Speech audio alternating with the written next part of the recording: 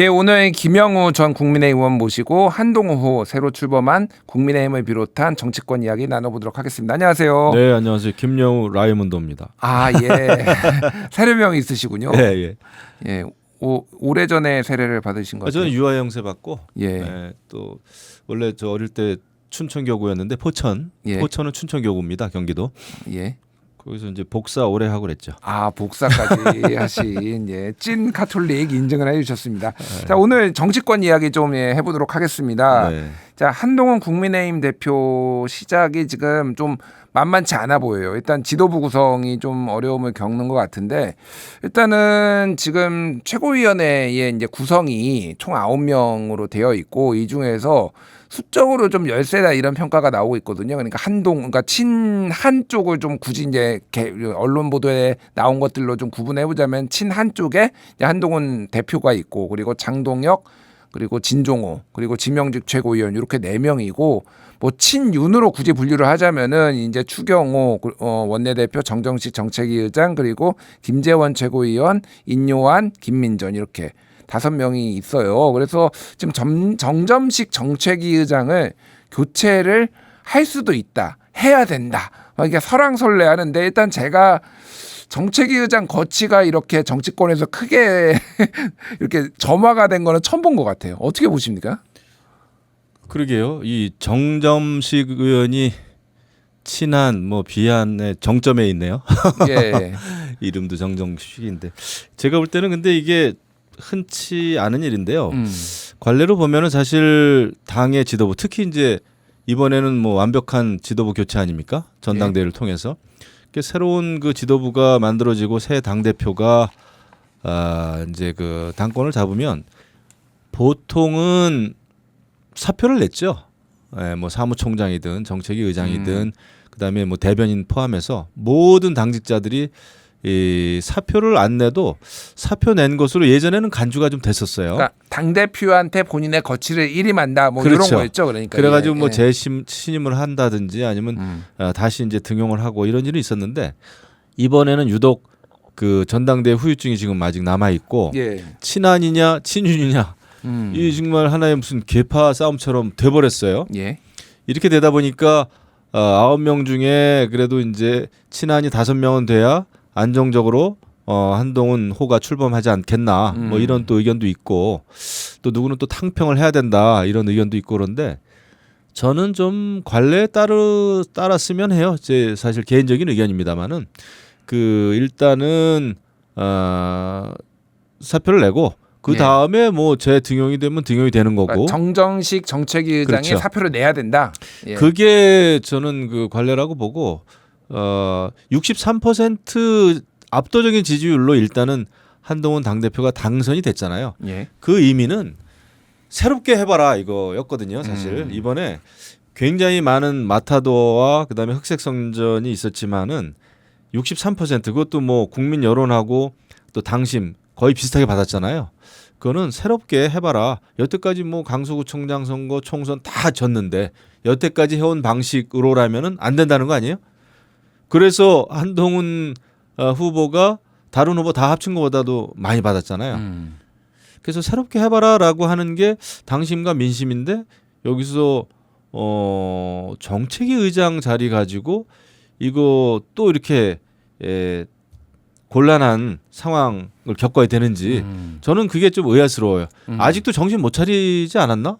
뭐 이런 생각이 들어요. 정신을 못 차린 주체가 누군가요, 그러면? 아니 일단은 저는 그 솔직히 친윤 쪽이죠. 왜냐하면은 뭐 정신을 못 차렸다 이렇게 직접적으로 얘기하기가 좀 그렇지만 변화 바뀌어야 된다라고 하는 거가 중요하잖아요. 왜냐하면 한동훈 후보가 배신자다, 또 뭐 여러 가지 어떤 그런 마타도어가 있었지만은 63%를 받았잖아요. 그 당원들로부터 엄청나게 신임을 얻은 거 아닙니까? 그 신임을 왜 해줬을까요? 적당히 계파 안배하고 적당히 여태까지 해온 대로 관례대로 적당히 그냥 이렇게 해라 라는 뜻은 아닐 것 같아요. 어쨌든 지금은 당 대표한테 힘을 실어줘야 되고 지금 이제 보수 정당의 역사적으로도 상당히 많은 득표율을 기록한 당 대표이기 때문에 좀 변화를 원하는 어떤 당원들이나 민심을 반영해야 된다라는 건데 네. 문제는 이제 제가 이제 그건 당위의 얘기고 현실적으로 정점식 정책위 의장이 지금 사의를 표명할 가능성이 높지 않다 이런 분석들이 나오는 이유가 결국은 이게 본인의 의지가 아니라는 얘기도 있어요. 그러니까 윤석열 대통령이 뒤에 있는 거 아니냐. 그러니까 이거에 대한 결정권은 대통령한테 있는 거 아니냐. 뭐 이런 얘기도 있는 거고요. 또 하나는 만에 하나 그러니까 정책위 의장은 국민의힘의 관례에서는 원내대표하고 협의를 한 다음에 당대표가 임명을 하고 의원총회에서 추인을 받아야 되는데 그러면 108명 중에서 절반 이상 과반이니까 55명의 의원이 찬성을 던져줘야 되는 거거든요. 그러니까 그게 일종의 정치적 모험수가 되는 거 아니냐 이런 좀 우려도 좀 나오고 있거든요. 이제 그래서 이제 한동훈 그 신임 대표도 이제 정치력이 시험대에 오른 거죠.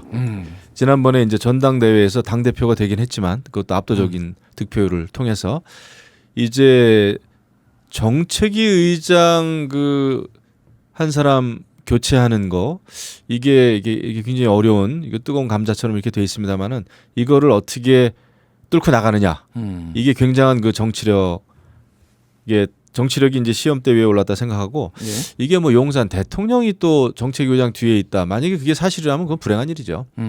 그렇게 돼가지고는 당 대표가 일을 못하죠. 과거에 제 경험을 이렇게 반추해봤을 때도 제가 예전에 이제 박근혜 비대위 때 그때 이제 박근혜 당 대표죠 비대위원장이었으니까 그때 제가 이제 사무부총장을 하고 그랬는데 그때 이제 MB 대통령 말기였단 말이에요. 마렵이었는데 MB 대통령은 저한테 그러더라고요. 저 한번 불러서 제가 이제 그 따로 뵀는데 대통령께서는 그때도 이제 그 솔직히 MB 대통령이 박근혜 그 비대위원장에 대해서 썩 좋은 감정은 아니었단 말이죠. 친박 친이가 워낙 갈등이 심했었으니까. 그렇죠. 예. 그런데도 저한테는 그 얘기 하시더라고요. 그래도 비대위원장 새로 당 대표된 그 비대위원장 뜻에 따르는 게 맞다 모든 거. 그때는 또 공천을 바로 앞둔 시기였어요. 맞습니다. 예.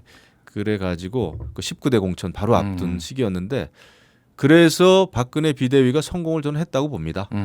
그러니까 다소 그 당 대표하고 대통령은 껄끄러울 수는 있으나 그래도 선거를 앞두고 그다음에 당이 변화해야 될 시기에는 어느 정도 자율권이 있는 당이 살아 움직이고 그다음에 그것이 민심을 반영하기가 좋죠. 예. 여기서 정책위 의장 자리 가지고 이렇게 그 갈등을 만약에 빚는다면은 그거는 다 같은 불행이고 창피한 일이다 생각합니다. 알겠습니다. 예. 어쨌든 정책위 의장은 관례대로 사의를 표명하는 게 옳다 이렇게 말씀해 주셨는데 이거 말고도 지금 한동훈 대표 그리고 국민의힘이 지금 당면한 과제들이 굉장히 많아요. 일단은 최근에 이제 폐기되긴 했지만 최상병 특검에 이제 재의결 재투표를 했는데 이제 찬성이 194표가 나왔고 천하람 의원이 미국에 출장 중이어서 191명 더하기 3명 그래서 최소한 국민의힘에서 3명 여기에 무효표 한 표를 더하면은 4명 정도의 이탈표 혹은 뭐 소신표가 이제 나왔다 이렇게 분석이 되거든요.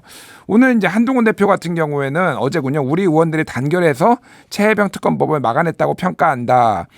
문제는 재표 결과 이게 이탈표가 생겼다라고 보는데 이거는 표기가 잘못된 거다. 이게 표기를 잘못했다라고 이제 부차를 잘못 썼다. 이렇게 지금 한동훈 대표가 얘기를 했다란 말이에요. 뭐 김재섭 최고위원은 그 정도면은 의원직 사퇴해야 된다. 뭐 이런 식의 취지의 얘기도 하고, 그러니까 뭐 오탈자를 쓸 정도면 문제가 있다. 이렇게 해서 약간 당이 좀 어수선해요. 이건 좀 어떻게 보십니까? 그 단결해가지고 재표결해서 이제 그 통과 안 시킨 거는 단결한 거는 맞죠. 네.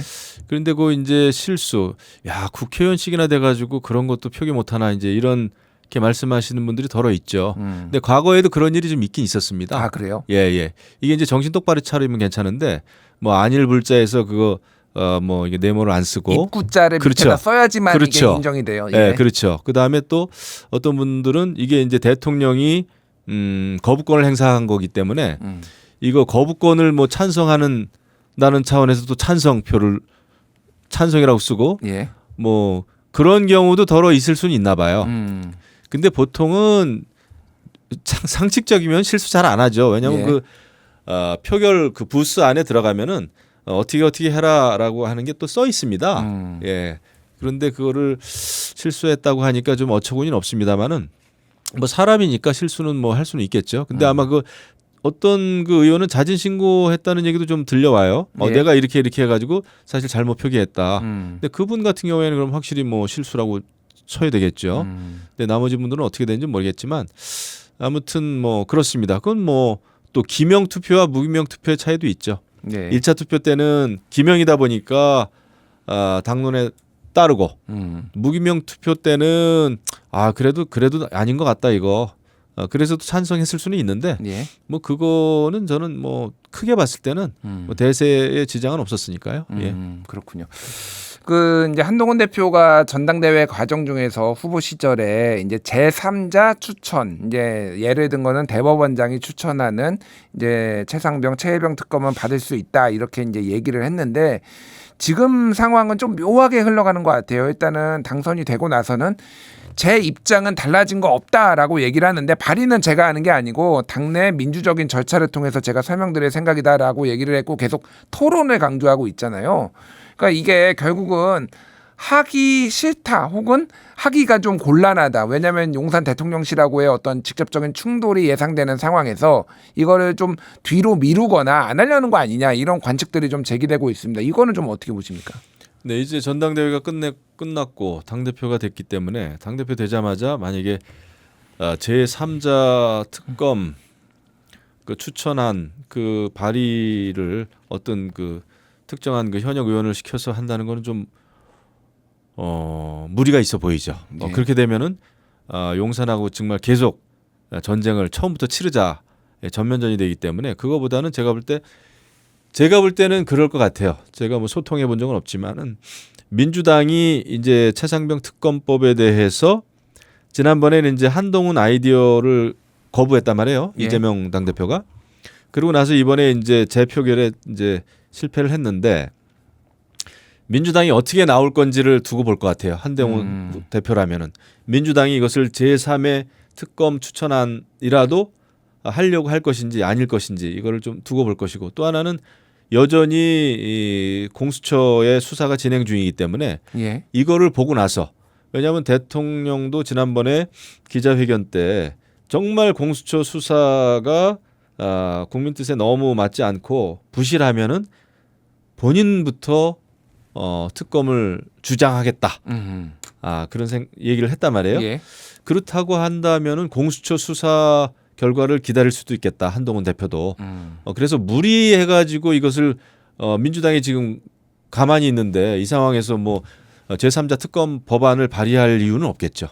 그렇군요. 네. 근데 그 전에의 느낌은 당에서 국민의힘 당에서 주도적으로 이걸 추진하겠다 약간 이렇게 대부분의 국민들이 상당수가 들어서 민주당이 발의해 오는 걸 보겠다라는 얘기를 그때는 하지는 않았거든요. 그때는 저거였죠. 그때 제가 전당대회 전이었고 이렇게 그때 상황을 돌이켜 보면은 민주당 안으로 밀어붙이는 특검이었잖아요. 예. 그러니까 민주당 안이 뭐가 잘못됐는지를 좀 부각시키는 효과는 있었어요. 한동훈 안이. 왜냐하면 제3자가 특검을 추천하는 것이 아니고 민주당이 거의 야당이 추천하는 특검 법안은 문제가 있다라는 거를 그 한동훈 아이디어를 통해서 그것을 좀 부각시켰던 것 같아요. 예. 좀 전략적으로. 근데 지금에 와서 뭐 이제 3자 특검안을 자발적으로 빠른 시일 내에 발의할 이유는 없어 보입니다. 네. 어쨌든 윤석열 대통령과의 또 관계 이런 것도 좀 어느 정도 고려를 해야 되지 않나. 그렇겠죠. 뭐 네. 그렇게 보시는 것 같고요. 네.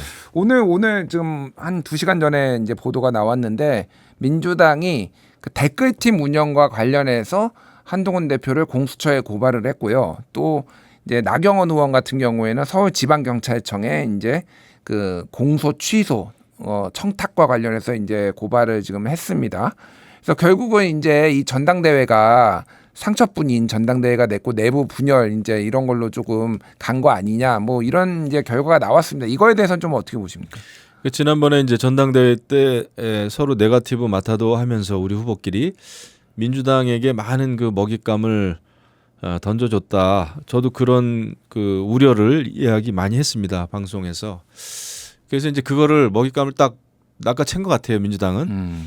하지만 내용을 들여다보면은 크게 심각해 보이진 않습니다. 이미 댓글 그거는 이제 장해찬 전 최고가 예.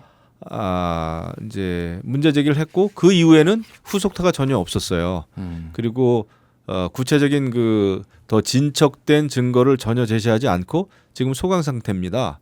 그래서 댓글이나 아니면 댓글이 많이 달리고 이런 거 자체가 문제가 되진 않거든요. 정치적으로. 그러면은 뭐 민주당의 그 이재명 대표도 문제가 되는 거고 그 팬덤층을 형성하고 있는 그런 정치인이면 다 문제가 되는 거죠. 예. 그래서 제가 그리고 과거에 그 드루킹 진상 조사 단장을 했었어요. 아, 그러셨군요. 예, 예. 그래가지고 제가 그걸 좀 깊이 들여다봤는데 댓글이 많다, 뭐 조직적이다 그런 거 가지고는 문제가 안 되고 이 댓글을 정말 어떤 매크로나 뭐 이런 거 있잖아요, 킹크랩 예. 이런 대량 그 그러니까 자동화 그렇죠. 기계로 계속 반복 그렇죠. 재생산하는 거. 그거는 심각한 직권남용이고 저기 업무 방해고 예. 그래가지고 업무 방해였거든요. 그런 그 다음에 또 하나는 그 정치인이 이런 그 댓글을 다는 사람들과 어느 정도 알고 지냈느냐, 이것을 보고를 했느냐, 지시를 받았느냐, 비용을 대뒀느냐 이런 게 법적인 문제가 되는 거지. 그 장해찬 전 최고가 얘기한 거 정도는 전혀 저는 문제가 되지 않는다. 제 개인적인 판단입니다만은 그렇게 예. 생각이 되고 그 다음에 그 패스트트랙 그 공소 취소 청탁 뭐 나경원 의원이 한동훈 전 법무부 장관에게 했다고 하는 저는 그것도 그렇게 그게 문제가 된다면은요 많은 정치인들이 문제가 될 거려. 그 민주당 포함해서 예. 하나의 문의는 해볼 수 있고 물론 그거는 어떻게 보면 특혜입니다. 특권이죠. 왜냐하면 일반 국민들은 장관한테 전화를 해가지고 이거 공소 취하해달라. 내가 연루돼 있는 사건 그거 힘들잖아요. 그런 면에서 불가능하죠. 힘든 예. 게 아니라. 예. 그런 면에서는 그 특권 의식이고 비판받아 마땅하지만은 예. 법적으로는 이게 뭐 나경원 의원이 다른 정말 뭐 27명입니까? 다른 의원들 다 얘기해가지고 이거 공소 취하 좀 해달라, 취소해달라. 그런 거면 청탁이겠지만은 그게 아니면은 알겠습니다. 저는 뭐 심각할 것 같지가 않아요. 알겠습니다. 뭐 이건 뭐 수사 결과를 좀 지켜보면 될 것 네. 같고요. 마지막으로 현안 짧게 좀 여쭤볼게요. 일제 강점기 때 조선인 강제동원이 대규모로 이루어졌던 사도광산이 27일 유네스코 세계유산으로 등재가 됐는데 이제 이거는 만장일치 유엔에서 이제 유네스코에서 만장일치를 해야 되는데 한국 정부가 그동안 반대하다가 찬성을 했고. 근데 이제 일본 언론 보도에 따르면 한일 정부가 사전에 강제노동이라는 표현을 사용하지 않기로 합의한 것으로 알려졌는데 이거는 우리나라 외교부에서는 이제 이거는 부인하고 있는 상황입니다. 어쨌든 전체적으로 보면은 윤석열 정부가 너무 일본에 관대하고 좀 너무 친일적인 행태를 보이는 거 아니냐 이런 국민들의 불만과 우려가 좀 커지고 있거든요. 이건 좀 어떻게 보십니까? 저는 친일이라고 생각하지는 않아요. 그 정도까지 뭐 얘기하고 싶지는 않습니다. 여러 가지 이제 그 한일 관계가 그동안 너무 안 좋았고 뭐 특히 이제 문재인 정부 들어서 굉장히 안 좋았는데 그걸 풀어 나가는 데 있어서 여러 가지 노력은 좀 했죠. 그런데 이제 그 역사 문제 이건 늘 민감한 문제인데 그 강제 노동이라는 표현을 일부러 한일 간에 그 외교 협상에서 그것을 빼는 협상을 했으라고 저는 상상하기는 어렵습니다. 그걸 했다면은 그거는 정말 비판받아야 되죠. 그러니까 거기 이제 2km 떨어진 곳에 박물관을 세웠는데 전시관을 세웠는데 거기에 강제노역이라는 부분이 빠져 있고 결과적으로 그래서 사전에 합의된 거 그렇죠. 아니냐 이제 이런 보도가 나온 거죠. 예. 저는 합의했다고는 도저히 상식적으로 생각 못하고 거기 네. 전시실에서도 이제 그 조선인 노동자 모집에 있어서 조선 총독부가 깊이 관여했고 또 한국인 노동자 노동쟁의 기록이라든지 아니면 그 여러 가지 일본 총리의 한일 간의 관계에 있어서 굉장히 그 유감 표명이나 뭐 이런 거는 다 들어 있다고 해요. 예. 그거 자체는 저는 의미는 좀 있다고 봅니다. 그런데 뭐 강제 노동이라는 그 언어가 빠졌다고 하는 거에 대해서 그걸 지금 윤석열 정부를 또 무조건 그 친일 정부다 비판하는 것도 그것도 정쟁 아닐까요? 네, 알겠습니다. 오늘 여기까지 드리겠습니다. 지금까지 김영우 전 국민의힘 의원이었습니다. 감사합니다. 네, 고맙습니다.